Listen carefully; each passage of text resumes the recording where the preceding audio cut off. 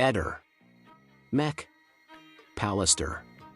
Trieste, complesso di San Giovanni, l'ex OP che da manicomio è diventato parco. È qui, in un lembo di verde a ridosso di via Weiss, che il 5 gennaio 2022 viene trovato il corpo di Liliana Resinovic, scomparsa il 14 dicembre. Il cadavere era chiuso in sacchi neri, la testa anche in sacchetti più piccoli. All'epoca il fascicolo oscilla tra l'idea del gesto volontario e quella dell'azione di terzi. Poi la nuova stagione di indagine riapre tutto. Riesumazione il 13 febbraio 2024, superperizia tra fine 2024 e inizio 2025 che individua una morte per asfissia meccanica compatibile con intervento di terzi e che svuota di riscontri seri l'ipotesi suicidaria. A primavera 2025 il marito, Sebastiano Visintin, viene iscritto nel registro degli indagati. Questo è il quadro oggi, un'azione di altri su Liliana. Una logistica di trasporto occultamento da ricostruire metro per metro e minuto per minuto. Dentro questa cornice, gli scatti di repertazione che abbiamo in mano pesano più di molte parole. Le scarpe sono basse, regolarmente allacciate, con suola a carro armato. Nella nota che accompagna gli scatti si legge che non ci sarebbero segni riportabili a trascinamento, ma si segnala sotto la suola della scarpa sinistra la presenza di una foglia e di materiale da definire incastrato. Proprio qui, nelle foto, si vede ciò che spesso sfugge a un colpo d'occhio frettoloso. Nei vuoti tra i tasselli sono compressi lembi giallo-ocra che hanno la forma e la lucentezza schiacciata della lamina fogliare bagnata. Lungo il bordo del tacco compaiono piccole abrasioni lineari che interrompono la patina scura con segni più chiari, opachi.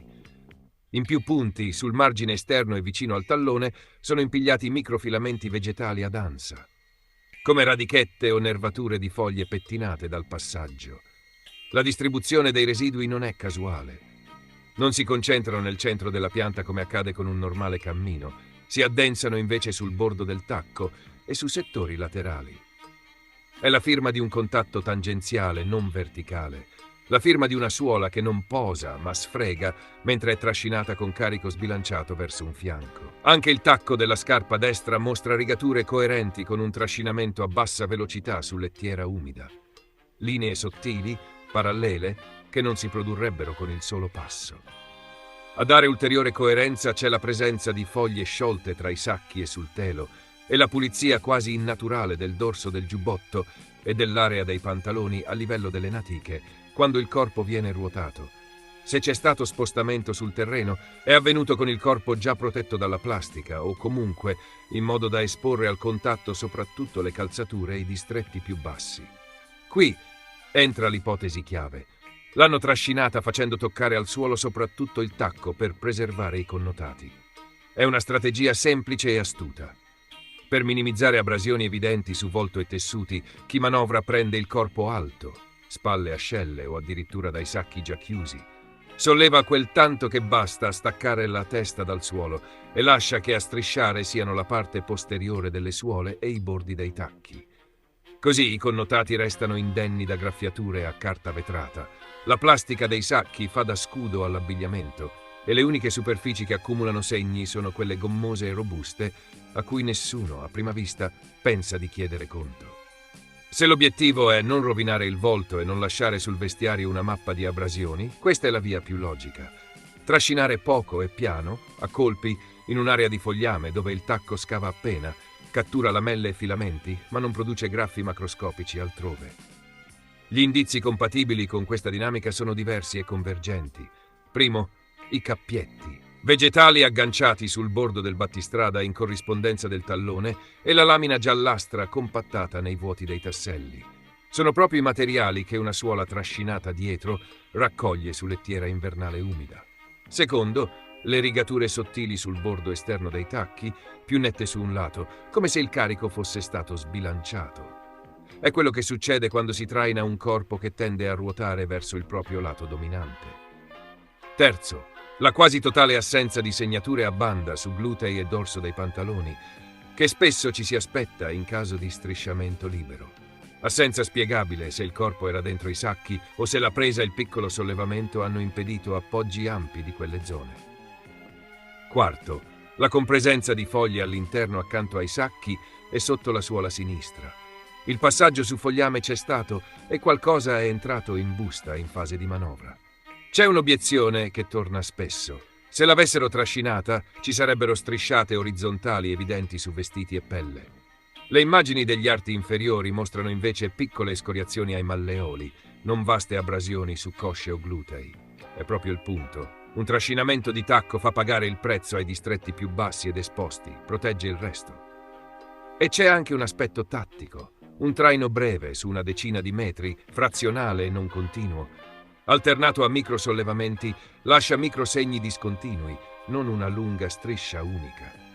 Il parco dell'ex OP in inverno offre un tappeto di foglie compatte che si comportano da feltro bagnato. Annullano parte delle asperità, sporcano e impigliano, ma non lacerano in modo spettacolare. Vale la pena fissare una possibile sequenza che spiega la coerenza degli elementi senza forzare nulla. Liliana muore il 14 dicembre. Il corpo viene insaccato, la testa avvolta in sacchetti per schermare e contenere. Il luogo di arrivo nel parco non è il punto di ritrovamento, ma poco distante. Chi trasporta non può o non vuole avvicinare un veicolo fino dentro, sceglie una traiettoria coperta dai cespugli. A quel punto due opzioni tecniche: traino in sacco tenendo alto il busto, oppure traino con busto parzialmente sollevato afferrando sotto le ascelle. In entrambi i casi le scarpe restano fuori o comunque esposte. Toccano il suolo soprattutto col tacco, raccolgono foglie e si rigano sui bordi. Il tragitto è breve, frammentato, con soste. Il deposito avviene su una conca della lettiera, dove i sacchi fanno da ulteriore barriera ai segni.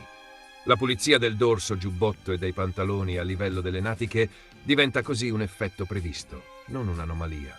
Questa lettura oggi è coerente anche con l'evoluzione investigativa. Se la morte è per asfissia meccanica e sono intervenuti terzi, allora qualcuno ha dovuto muovere e occultare.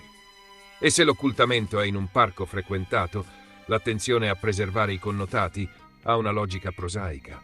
Evitare di aggiungere vistose lesioni postume che avrebbero raccontato più di 1000 parole la verità del trasporto. E magari far sembrare il ritrovamento compatibile con un collasso in solitudine. Il trascinamento di tacco serve esattamente a questo. Ridurre il rumore visivo, confinare i segni laddove, se nessuno li cerca con metodo, rischiano di passare per normale sporco di suola. Restano ovviamente dei passaggi tecnici da mettere a verbale in modo definitivo. Una campionatura botanica dei residui incastrati tra i tasselli e della foglia rinvenuta a contatto con la suola sinistra per verificare l'identità di specie e lo stadio di decomposizione.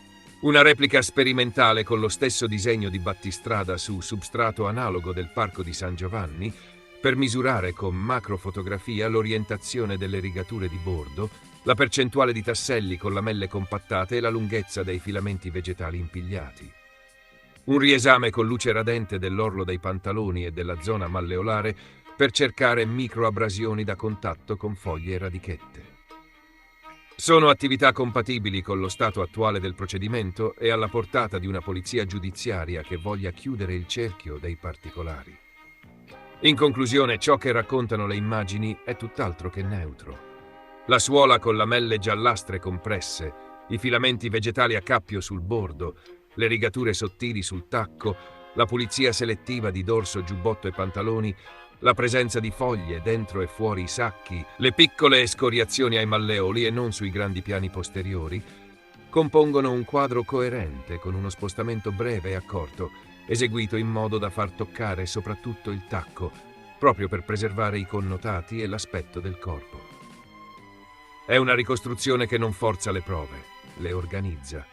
E dentro l'indagine 2025 su Liliana Resinovic, velazione di terzi non è più un'ipotesi di scuola, ma la pista principale è anche la spiegazione più onesta di ciò che quelle scarpe, quei sacchi e quel tappeto di foglie stanno cercando di dire da 3 anni.